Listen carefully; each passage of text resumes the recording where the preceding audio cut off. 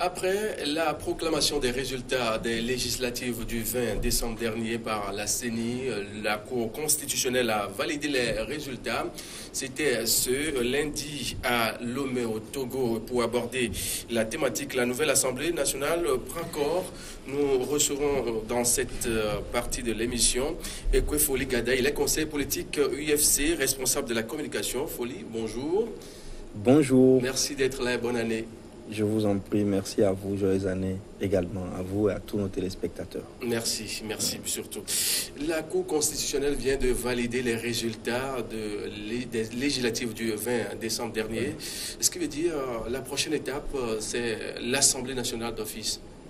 Oui, selon les dispositions de la Constitution, je crois que c'est le deuxième mardi, après la proclamation, que l'Assemblée doit se réunir. Donc c'est l'étape de l'Assemblée que nous attendons. Bien entendu, il y aura la session d'âge qui va précéder la mise en place des organes ordinaires, les organes de la législature. Et nous sommes très heureux que cette situation arrive dans une certaine accalmie politique dans le pays. Et si vous êtes demandé aujourd'hui d'apprécier, bien sûr, la représentation actuelle, quelle est votre analyse? Bon, nous, à l'UFC, nous avons le triomphe modeste. Nous aurions voulu avoir plus de sièges, mais oui, nous en avons 7 avec le redressement fait par la Cour constitutionnelle. Oui. Et les autres partis représentés, je crois que ce sont des partis valides et valables qui ont toujours animé la vie politique du pays. Et c'est une assemblée forte et stable, de mon point de vue. Et nous espérons que les députés ne vont pas trahir le mandat des populations et surtout ne vont pas trahir le mandat du peuple, puisque le mandat impératif n'existe pas, c'est le mandat représentatif. Donc nos députés feront le maximum pour résoudre les grands problèmes politiques du pays avant de passer aux problèmes techniques, donc de la gestion ordinaire des affaires. Pour le problème politique et technique, pour mieux comprendre, c'est... Alors, nous avons de grands défis politiques en ce moment, dont le premier est le problème des réformes constitutionnelles et par ricochet institutionnelles. Et c'est le plus grand problème que nous avons actuellement. Et c'est ce problème-là qui a fait soulever le pays en 2017. Et l'Assemblée doit résoudre ce problème avec la plus grande célérité. Au-delà de ça, il y a également l'apaisement, c'est-à-dire toutes les mesures qui peuvent contribuer à l'apaisement de la vie politique et sociale. L'Assemblée devrait travailler dans ce sens, c'est-à-dire aller au-delà de ce que les populations attendent, surprendre les populations. Pourquoi ne pas inciter le gouvernement à travers des enquêtes parlementaires, à travers des avis, à travers des interrogations que l'Assemblée va soumettre au gouvernement? Pourquoi ne pas inciter le gouvernement à faire plus que ce que les populations attendent? Je crois que c'est cela le plus grand défi politique de l'heure. Maintenant, il y a les questions techniques, oui, qui sont généralement les questions de la survie de tous les jours. Les problèmes sociaux et les problèmes de justice sociale à la base, et les problèmes culturels, les problèmes de l'environnement que nous avons, tous ces problèmes-là doivent être abordés par l'Assemblée. Vous savez qu'à l'Assemblée, il y en a plusieurs commissions, notamment 7 commissions spécialisées.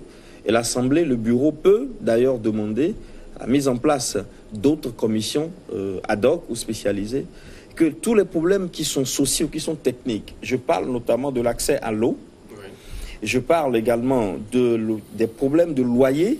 Vous savez qu'aujourd'hui, on parle beaucoup du nombre de mois de caution. Le problème foncier. Voilà, il y a le problème foncier, de l'immobilier, le problème de la circulation, de la sécurité routière. Ça se pose. Vous voyez, un peu de chaos dans notre ville, la capitale, qui serait la vitrine du pays. Donc il y a tous ces problèmes-là qui doivent être réglés. À cela, on ajoute également la question très délicate des élections locales, c'est-à-dire de la mise en place des mairies et des municipalités. Ce sont les plus grands problèmes que l'Assemblée nouvelle doit affronter. Avec le schéma actuel que l'on a à l'hémicycle, qui va commencer vraiment à travailler dans quelques jours, bien sûr, est-ce que c'est facile d'opérer ces différentes réformes dont vous faisiez actuellement cas il y a quelques... Bien sûr, bien sûr. Quelque chose... L'UFC à 7, l'UNI à 59... Est-ce que c'est possible, facile? L'UNI en avait plus que ça, mais... Non, vous savez que il y a un consensus général sur les plus grands problèmes. Les partis qui sont à l'Assemblée ne feront pas perdurer le débat. L'UFC assume toutes les parties de la réforme qui seront faites. C'est-à-dire les parties des réformes qui seront faites. Nous les assumons déjà. Le MRC, le MPDD, le NET et les indépendants, je ne crois pas qu'ils aient la possibilité, la capacité, le désir de faire traîner des débats à l'Assemblée sur ces problèmes qui sont les défis les plus cruciaux de notre pays. Donc je crois qu'il y a un consensus implicite et tacite sur toutes ces questions. Maintenant, qu'est-ce qui n'a pas marché de par le passé, ce consensus? Non, on n'a pas surtout jusqu'à ces nouvelles élections législatives qui ont eu lieu le 20 dernier. Ce qui n'a pas marché, je crois que c'est le comportement de la contrepartie, c'est-à-dire de l'opposition parlementaire, qui s'est retrouvée partiellement dans ce qu'on appelait la C14. C'est un regroupement de partis politiques qui a adopté comme méthode de travail un radicalisme ascétique qui ne permet pas des compromis. Des compromis, je ne parle pas de compromission, mais des compromis légers à l'Assemblée. Donc le climat de belligérance, le climat d'attaque vaine, tout le temps n'a pas permis à l'Assemblée d'opérer les réformes dans des circonstances qui seraient acceptables de tous. Bon. Maintenant que ces partis qui ont toujours eu des réclamations, des revendications un peu fantastiques, ne sont plus à l'Assemblée, les partis présents, dont l'UFC, que je représente ici, feront l'essentiel, avec toute la modération, la technicité et la fermeté qu'il faut pour que ces réformes soient faites. Vous êtes sûr que ces réformes sont possibles quand on sait aujourd'hui qu'on tassait de par le passé que l'UFC était là, jouait tapis dans l'ombre? Est-ce que votre présence aujourd'hui peut contribuer réellement à quelque chose de concret? Bien sûr, l'UFC dispose de 7 députés. 7 députés, oui, mais pas quand même la majorité. Bien sûr, mais UNIR dispose de 59 députés. Oui. Vu que UNIR et l'UFC ont toujours été d'accord depuis 2010 sur l'essentiel des réformes, nos deux partis peuvent procéder aux réformes en cas, je crois que c'est complètement impossible, en cas de refus des autres partis de voter cette loi constitutionnelle, UNIR et l'UFC peuvent envoyer au référendum. Donc nous ferons notre part.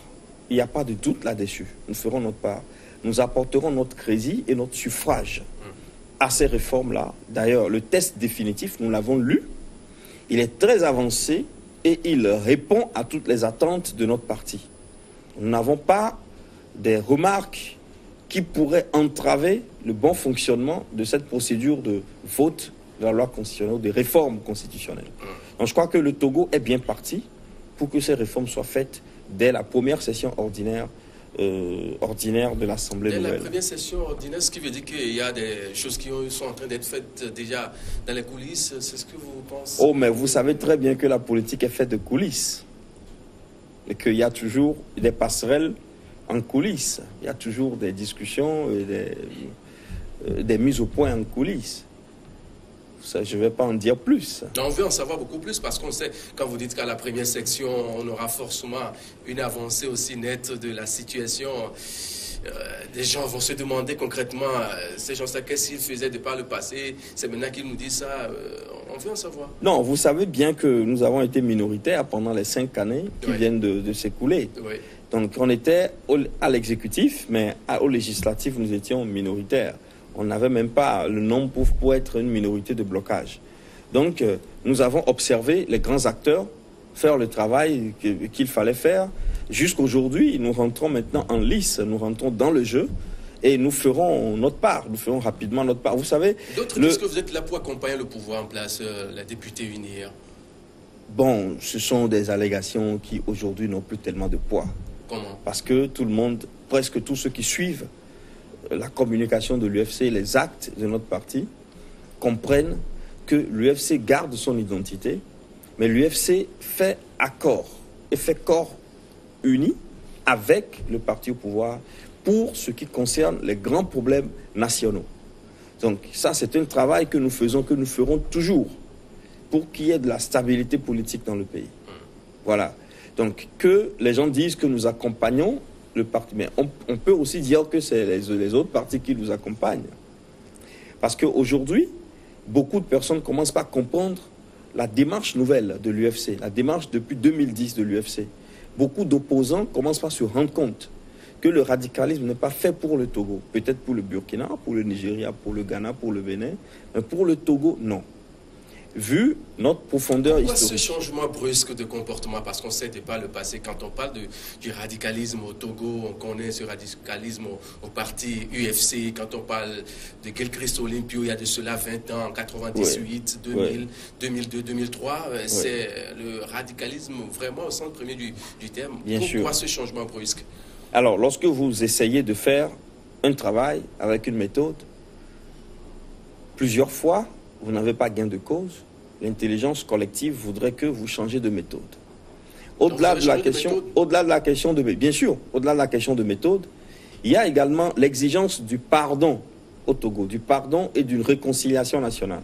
Quand vous parcourez les archives de notre pays depuis les années 1963, les 4 ans de pouvoir bicéphale de Meachi et de Gruniski, le discours qui revient tout le temps qui est itératif, c'est le discours de la réconciliation.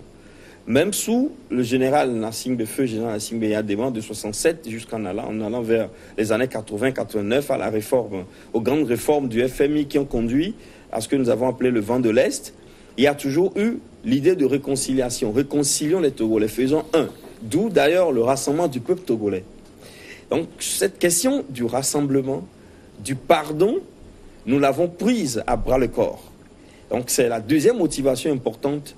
D'ailleurs, récemment, lors de nos échanges avec le président Gilchrist Olympio, qui actuellement est à Paris, il nous a encore bien expliqué sa pensée, c'est-à-dire que nous devons ouvrir nos portes, faire les bras ouverts à toutes les forces politiques de ce pays, que ce soit du pouvoir ou de l'opposition. Nous avons le triomphe modeste. Nous devons tout faire pour que dans ce pays, il y ait l'unité, il y ait le pardon, il y ait la réconciliation. Alors, quand vous optez pour ce genre de travail ou ce genre de méthode, vous ne pouvez plus faire de l'opposition classique en jetant des pierres, en criant sur les radios, en insultant les uns les autres. Vous faites une opposition politique plus responsable. C'est ce que d'ailleurs, nous appellerions une opposition constructive. Si vous permettez, je voudrais ajouter un mot à cette analyse que je suis en train de faire.